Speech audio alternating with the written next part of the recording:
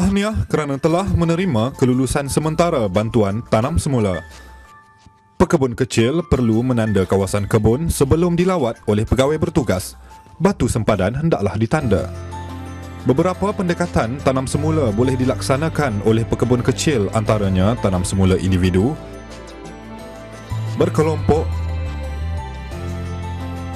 atau komersial.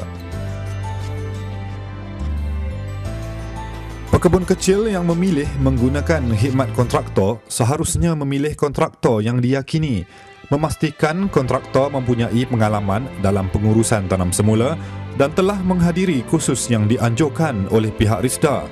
Setiap permohonan akan dijawab segera dengan akuan penerimaan permohonan TS14. Pegawai RISDA yang membuat lawatan perlu memastikan kebun yang dilawat adalah kebun yang sebenar di pohon tanam semula. Butir-butir sekeliling dicatat dalam plan yang dilukis di belakang TS18.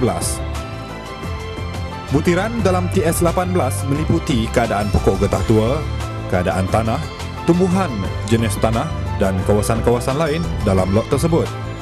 Pegawai RISDA harus mempunyai kemahiran asas ilmu ukur bagi mengukur kawasan dalam lot. Setelah itu, barulah diluluskan dan dicetak TS27. Pekebun kecil akan menerima TS27, kad putih dan VCD proses tanam semula. TS27 adalah kelulusan sementara yang mengandungi arahan menolak tabang kebun sehingga siap untuk ditanam.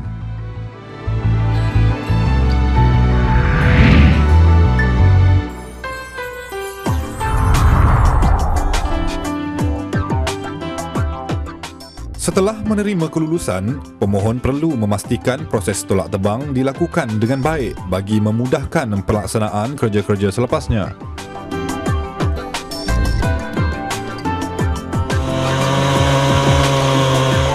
Jika penyusunan kayu-kayu dilakukan dengan baik, kerja pembakaran, kumpul dan bakar semula akan menjadi lebih mudah. Proses pembakaran perlu mendapat keizinan daripada Jabatan Alam Sekitar terlebih dahulu. Setelah selesai proses tersebut, pemohon akan mendapat hasil daripada jualan kayu getah.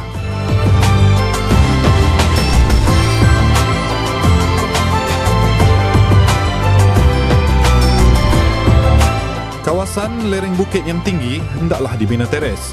Jarak antara teres perlu sesuai dengan kecerunan bukit. Jarak ini menentukan jarak tanaman pada teres bagi mendapatkan kepadatan pokok yang dikehendaki. Teres dibina di sepanjang barisan kontor supaya sama data keadaannya. Tanah digali ke dalam bukit kira-kira 60 cm dan dipadatkan tanah itu menjadi benteng. Lebar teres ialah 100 hingga 200 cm. Apabila menggali teres, curamkan ke dalam bukit 25 hingga 30 cm dari data. Sekiranya keliru, pegawai RISDA akan membantu.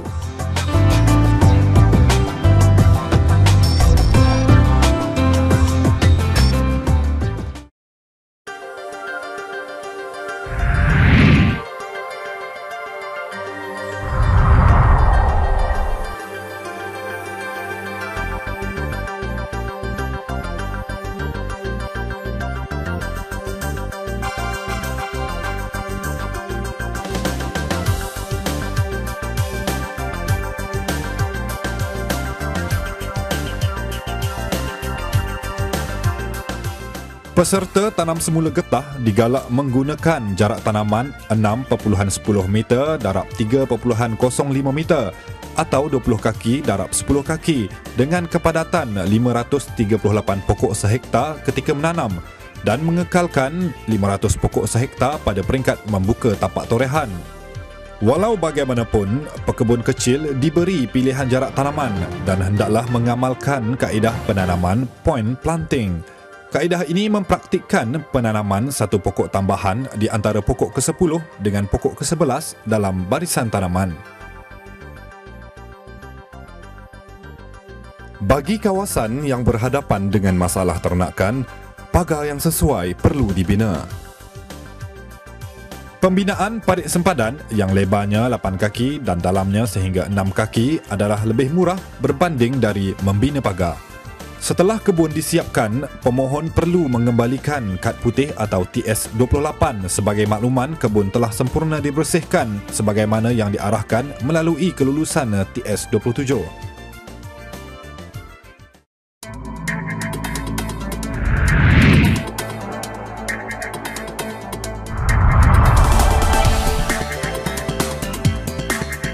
Pegawai Risda akan membuat lawatan ansuran bantuan pertama. Pegawai terlibat akan melawat dan melengkapkan laporan TS18A dengan segera yang boleh. Laporan yang telah lengkap akan ditaksir dan diluluskan bayaran bantuan pertama. Kelulusan bayaran pertama meliputi bayaran tunai, pembekalan baja dan benih. Semua bantuan ini akan dihantar segera supaya kebun yang telah bersih tidak terbiar sehingga ditumbuhi rumpai.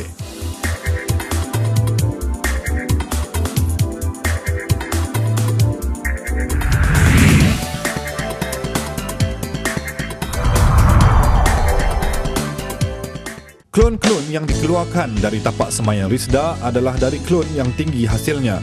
Klon RRIM 2025 mengeluarkan hasil sehingga 2,700 kg per hektar per tahun. Manakala klon RRIM 2002 mengeluarkan hasil sehingga 2,348 kg per hektar per tahun.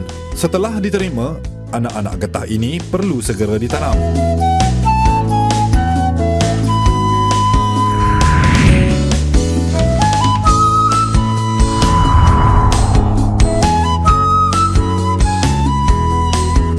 Kerja penanaman perlu dilakukan dengan betul. Saiz lubang perlu 1,5 kali lebih besar dari saiz polybag.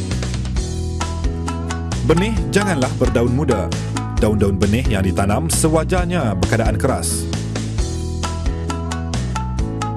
Kesilapan-kesilapan menanam seperti tidak menanggalkan polybag,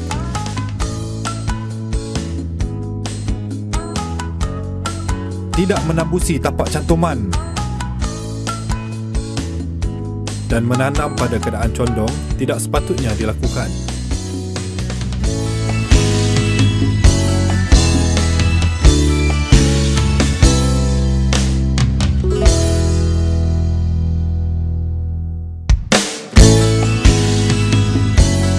Kadar baja CIRP sepokok ialah 113 gram atau 1/3 pot. CIRP hendaklah ditaburkan di dalam lubang tanaman dan padatkan tanah di sekeliling polybag.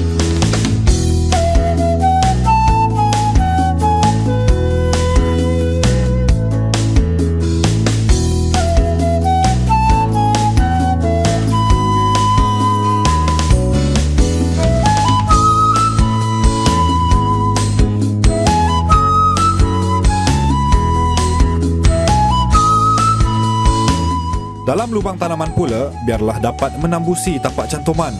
Pada keadaan yang sesuai, boleh ditanam hingga ke paras daun yang pertama.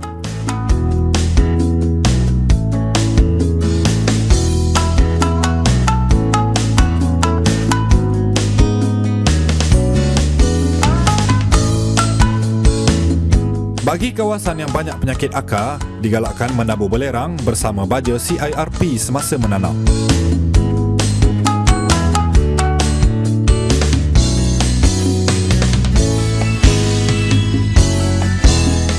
Penanaman hendaklah dilakukan pada masa dan musim menanam yang sesuai. Elakkan menanam pada musim panas. Letakkan sungkupan atau mulching bagi mengekalkan kelembapan. Usaha menyiram elok dilakukan selepas panas terik berlaku beberapa hari.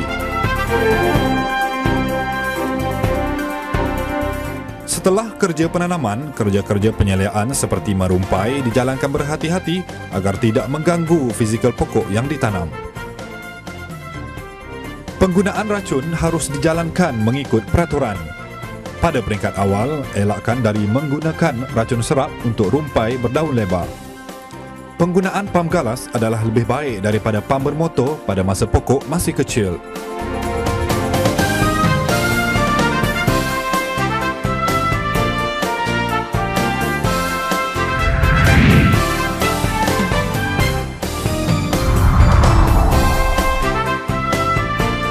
Pembajaan juga perlu dilakukan mengikut peraturan. Kadar baja resida 1 sepokok ialah 136 gram atau 2/5 pot. Pembajaan mestilah pada jarak 30 cm dari pangkal pokok.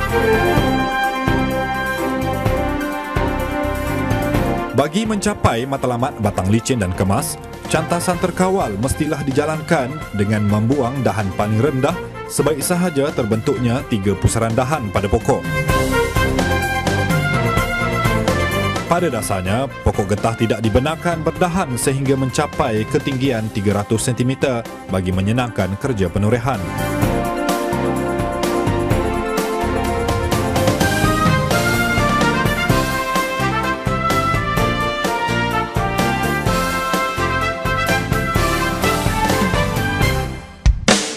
Penanaman kekacang penutup bumi amat disyorkan bagi mengekalkan kelembapan tanah.